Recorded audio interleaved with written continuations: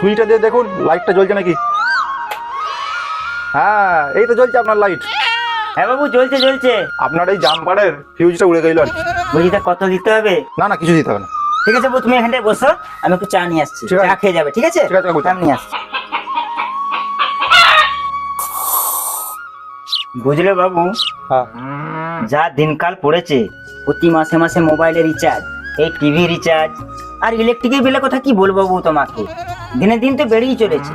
কোনো মাসে 500, তারপরের মাসে 700, তারপরের মাসে 1500, জানিনি কত দিনে দিন বেড়ে যাবে। পয়সা কত রোজগার করব, এইসব খরচা মেটাতে মেটাতে জীবনটা আমার পয়লা হয়ে যাচ্ছে।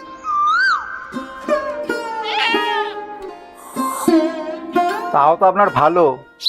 এখন তো এই পুরোনো মিটার আপনার বাড়িতে এখনো মার্চ মিটার বসেনি।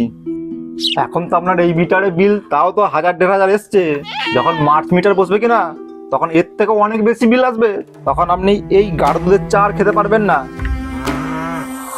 বলছি এর থেকে কি বাঁচার কোনো উপায় নেই? এর থেকে বাঁচার কোনো উপায় নেই কাকু, কারণ আমরা তো কোনো কিছুর বিরুদ্ধে প্রতিবাদ করতে জানি না। আমরা শুধু ওই হাত পেতে ভাতাই নিতে জানি, বুঝলেন তো।